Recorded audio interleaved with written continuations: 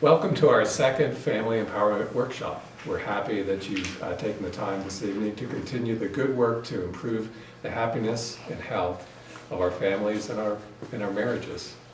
kusoo dhawaada adkeynta qoyska workshopkiisii labaad waan ku faraxsanahay inaad galabta waqtigiina qaadateen oo aad noo timaadaan si aan u sii wadno ama u sii hagaajino. Everyone wants to be in a happy and healthy marriage and raise happy and healthy children. Some couples seem to be able to do it effortlessly, while others seem to always struggle. What makes the difference? What are the secrets to having and keeping a happy and healthy marriage and children? qof walba wuxuu rabaa inuu ku dhex jiro guur ama caafimaad qabo uu ku faraxsan yahay ilmihiisan uu ku korsado. Dadka qaarkiis aad bay ugu fududahay si dhib yaraan inay ku sameeyaan, qaarna waxay u muuqataa inay ku adag tahay inay sameeyaan. maxaa marka kala duwan oo kala duwan qaarka ay u fududahay qaarka ay ku adag tahay, maxay yihiin waxyaabaha qarsoon oo qaar u fududeeyay qaarna ku adkeeyay, waxaan yaabaha ka dhiga guurka inuu farxad iyo ciyaalka lagu korsado. We do know some of these answers. This evening's workshop will explore some of these.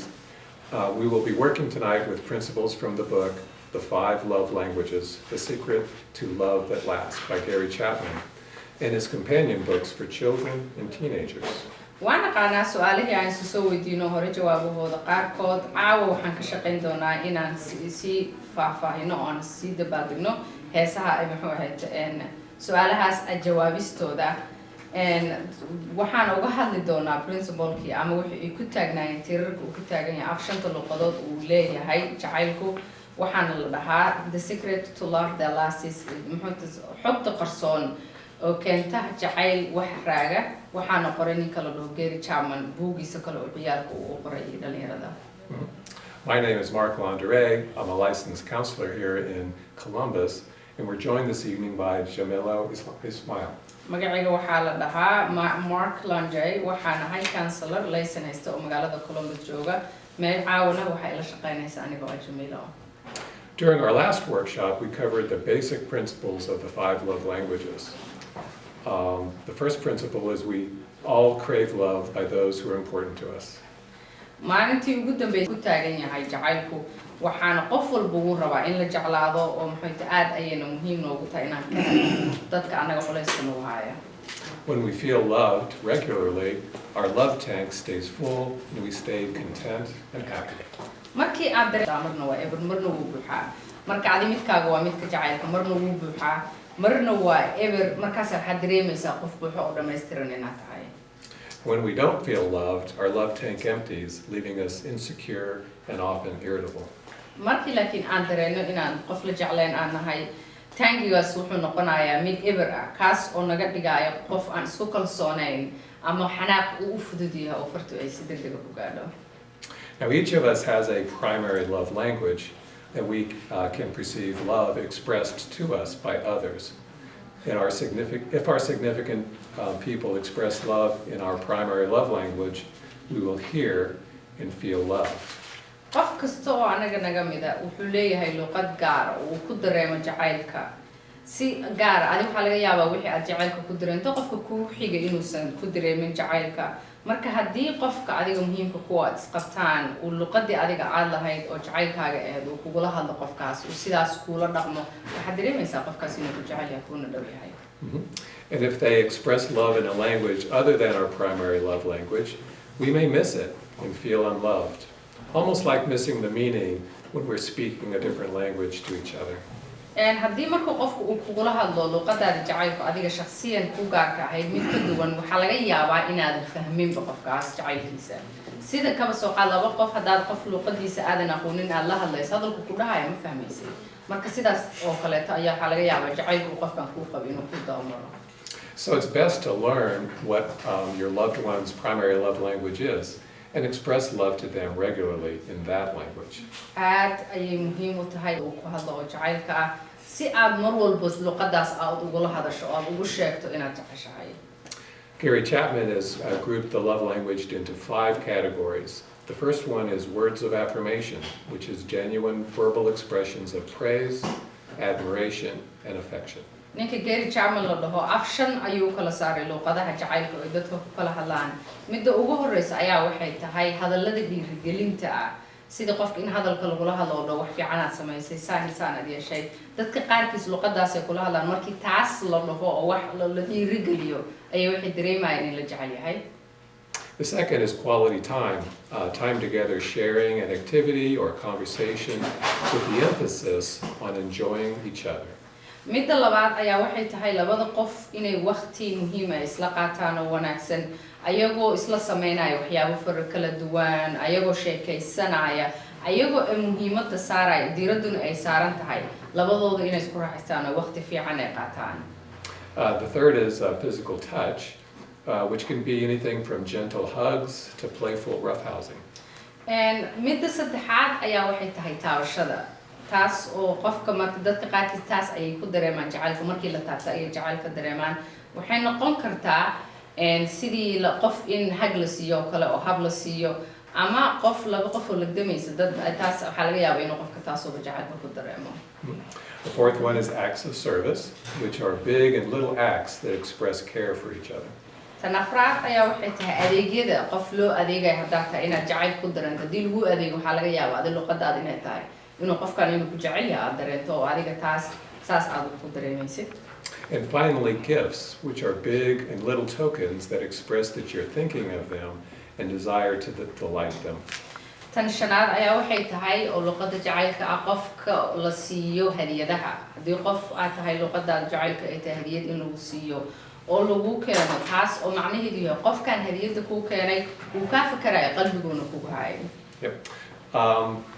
My wife and I took the 5 love languages quiz ourselves recently, and we learned about each other's primary love language, and it explained a lot. My wife always thought mine was acts of service, and she's always doing things for me.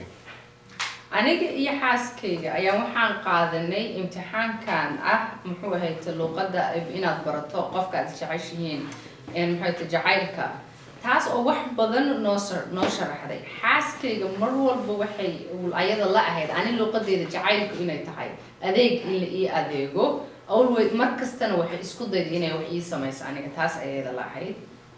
What she didn't know was that mine is actually physical touch. I really love hugs with my wife and an occasional foot rub. So even though she is constantly expressing love for me with what she does for me, I was feeling a little unloved and cranky without regular hugs. laakiin waxaysan ogeyn oo ayada ka hoos baxay ayaa wuxuu ahaa in aniga luqadeeda jacaylku ay ahayd taabashada marka haddii ay hagay habisiisoo kale lagu riixriixidoo kale aniga taas ayaan ku dareemayaa jacaylka marka ayadoo inkastoo ii adeegaysay howlo badan ii qabanaysay mar walba aniga waxaan dareemayay inaysan jacayl umays jirin oo mar walba iska xanaaqsan ayaan ahaa waxaan aniga aad muhiim igu ah in hab la siiyo. And before the quiz, I thought her primary love language was physical touch, so I'd give her a back rub and hold hands with her a lot. It turned out her primary love language was words of affirmation. intaana imtixaanka qaadanin aniga ayada jacaylka luqadeeda jacaylka waxaa u maleynayay taabashada saas darteed ayaa mar walba muxuu ahayd u riixi jiray gacmaha isqabsan jirnay laakiin markaa imtixaanka qaadanay kabacdi waxaad soo baxday in hadallada dhiirigelinta ah ay tahay luqadeeda jacaylka oo in la dhiirigeliyo ay u baahan tahay. She liked the back rubs, of course, but they didn't make her feel loved. What she was craving from me was words that recognized and expressed appreciation for her acts of service for me.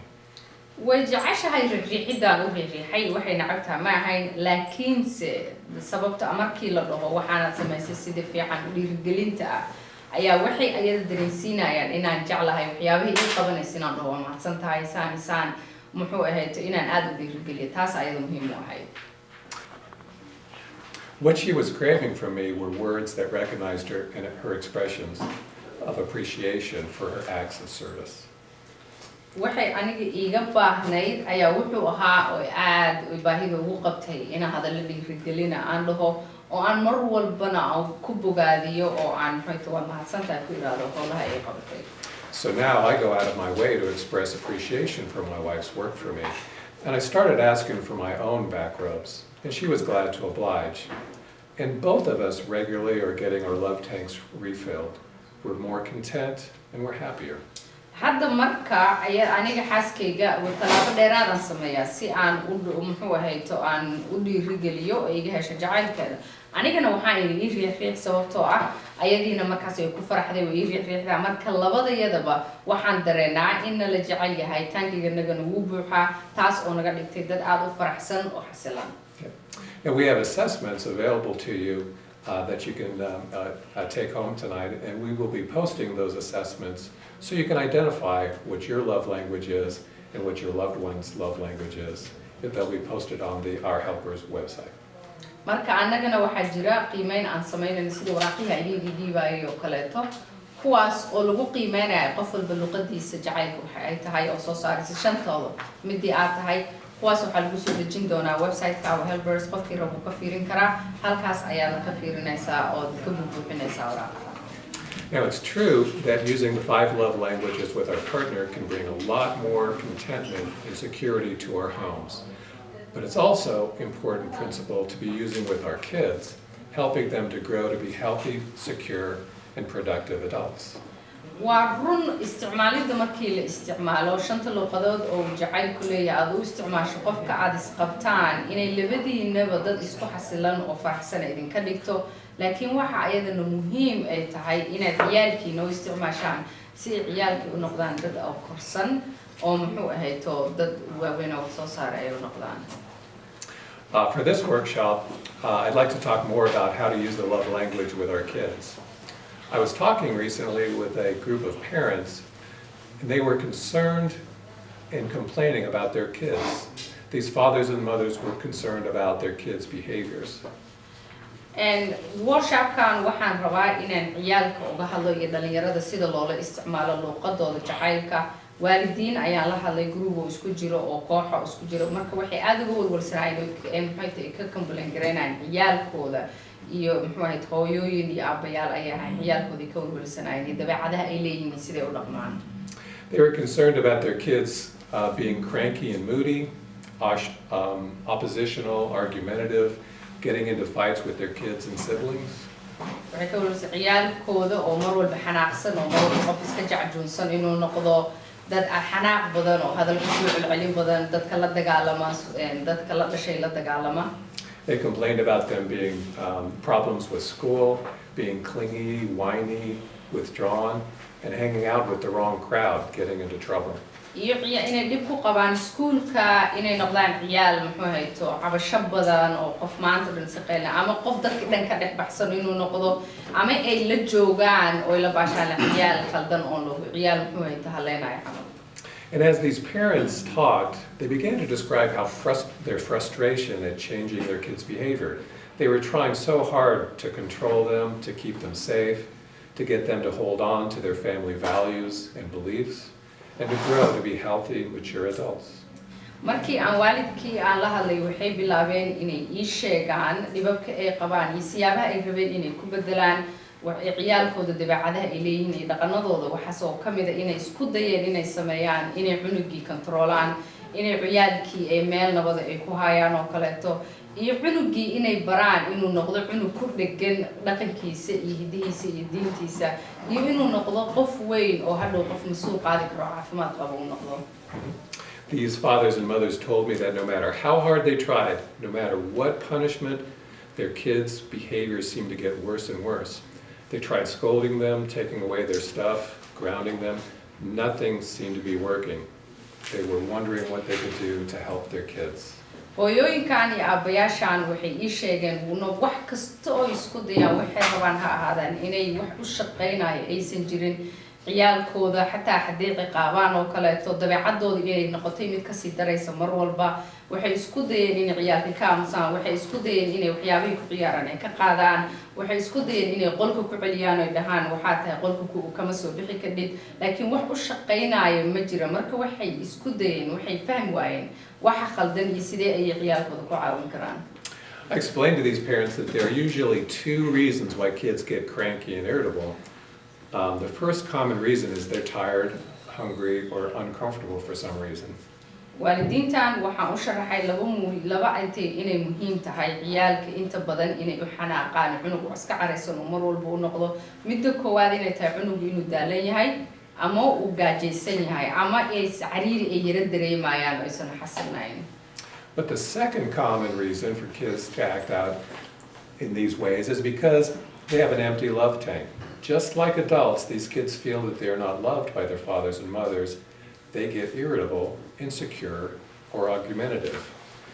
In some cases, they may even seek peers or others to find love and acceptance. This can be very scary. midda kale oo ayadana muhiimka ah ciyaalkan ay u dareemayaan sidaas ay u dhaqmayaan siyaabaha ay u dhaqmaan oo kaleeto waxay dareemayaan inuu taangiga hadayaan sheegayno taangigooda jacaylka ugu jiro in ayagana koodaas uu ever ka yahay waxay dareemayaan dadkii dhalay inaysan jecleen ilmo la jeclo raba aysan ahayn sidaas darteed ayay waxay noqdeen inay iska xanaaqsan yihiin dad aan isku xasilaneyn ay noqdaan inay murankooda uu bato mararka qaarkoodna ay isku dayaan ciyaalka facooda oo kaleeta ah inay ka helaan jacayl inay ayaga soo dhaweeyaan. I explained to these parents that even very young kids have primary love languages. They might prefer words of affirmation, quality time, gifts, physical touch, or acts of service, just like adults do. waxaan u sharaxay waalidiintan ciyaalkan inay leeyihiin luqad u gaar ayaga oo luqadooda jacaylka ah sida dadka waaweyn oo kale waxaa laga yaabaa inay dhiirigelinta jecel yihiin in waqti lala qaato inay jecel yihiin in hadiyad loo keeno taabashada inay jecel yihiin ama in loo adeego oo wax la siiyo sida dadka waaweyn oo kale. And when fathers and mothers both speak to them in these love languages, they can understand, they feel more secure, and often these irritable behaviors reduce or stop. markay hooyooyinkoodii aabbayaashood ay kula hadlaan luqadii ay yaqaanaan oo jacaylka ah taas oo ayaga ay fahmayaan waxay rabtaa haday rabto in waqti la qaato haday rabto in dhiirigelin ha ahaato haday rabto in hag la siiyo cunugii hab la siiyo kaliya uu rabo markay fahmaan luqadoodii la yaqaanay ay kula hadlaan inta badan way joojiyaan wayna fahmaan waxayna dareemaan inay dad xasilan yihiin carada aad ku fara badan oo ay ka baadaan. Gary Chapman reminds us of a few truths we must remember. The first is they're children. The second is because they're children, they'll tend to act like children. Gary Chapman waxaa jira arrimo muhiim ah oo uu xasuusiyo run ah waxaana ka mid ah waa ciyaal maadaama ay ciyaal yihiin sida ciyaalka ayay u dhaqmi doonaan. And much childish behavior is unpleasant. And the fourth is if we do our part and love them despite their childish behavior, they will mature and give up their childish ways. midda afraad ayaa waxay tahay inta badan dadku ma jecla dhaqamada iyo siyaabaha dabeecadaha ay ciyaalku leeyihiin laakiin haddii ayadoo dhaqamadoodii leh oo dabeecadahoodii ciyaalnimada ay leeyihiin aan ku jeclaana sida ay yihiin waxaa laga yaabaa inay dabeecadooda bedelaan oo dhaqamada ciyaalnimada ay iska dhaafaan. Now the fifth truth is if we only love them when they please us, they will not feel genuinely loved. They will feel insecure and have difficulty developing their own internal self-control. hadday marka dareemaan inaa kaliya jeceshahay markay adiga ku qanciyaan ama ay ku raali geliyaan oo kaliya aad dareesmisay inaad jeceshahay waxay dareemi doonaan si daacada inaan loo jeclayn taas oo ka dhigaysa qof aan isku xasinayn ayna ku adag tahay qof naftiisa ka adag shakhsiyan inuu noqdo. And number 6, if we love them only when they meet our high standards, they will grow to be very anxious, insecure, and eventually feel incompetent, feeling that they can never be good enough to please us or earn our love. laakiin hadday dareemaan inaad jecelnahay oo kaliya ah marka cunugii uu gaaro meeshii aad u samaysay oo dhahdo haddaa waxaas aad samayso oo kaleeto saas ayaa lagugu jeclaanayaa waxay noqonayaan dad ayaga dhan walwalsan oon xasilanayn waxay noqonayaan dad aan isku kalsoonayn aan inta badanna dad baqdin ay ku jidho waxayna dareemayaan wax walba oo ay sameeyaan inaysan marna ku qancin karin adiga. Withholding love when they displease us or do not meet our standards is called conditional love. This is love that they have to earn from us. They can lose it if they displease us or if they're not good enough. When we show love to our kids only when they please us, they become very insecure and irritable, and we see many of the annoying behaviors that parents are complaining about. Their immature behavior continues. marka cunugii aad jacaylka aad jeclaan lahayd aad ka ceshato markuu ku qancin waayo ama uu gaari waayo waxyaabihii aad ugu tala gashay waxaa la dhahaa jacayl xadidan jacaylkaas xadidan ayaa wuxuu keenayaa ciyaalkii wuxuu ku khasbayaa in ay dareemaan inay hadday rabaan in la jeclaado inay kasbadaan inay tahay markay taas dareemaan waxay dareemayaan haddii ay adig ku qancin waayaan dabeecadooda ay wanaagsanaan weydo inaadan jeclaanaynin markaas waxay leeyihiin wax walba isku daydo qofkaan ma qancin kadib kuma filnid waxyaabihii uu kuu diray waalidkii kuguma farxi doono markii ciyaalkii markay taas saasay dareemaan waxay noqdaan dadaan isku kalsoonayn dad mar walba xanaaqsan mararka qaarkoodna waxaad ku arkaysaa dabeecadana dhibaayo iyagii oo anaga naga muxuu ahayd aan ka cabanayno anagana dhibaayo markaas muxuu noqonaa qof weyn oo haddana da'dii gaaray laakiin aan korin maskaxiyan. When we can show love to our kids even when they displease us, this is called unconditional love. Showing them unconditional love, they feel secure and capable. This helps our kids grow in maturity and self-control. They grow out of their immature behavior. markii laakiin ciyaalkaaga tusto inaad jeceshahay wax kasta oo ay sameeyaan oo xataa haddaadan ku qanacsanayn dabeecadahooda tan waxaa la dhahaa jacaylka aan xadidnayn oo waxna ku xirnayn tan markay dareemaan oo jacaylkaaga inuusan xadidnayn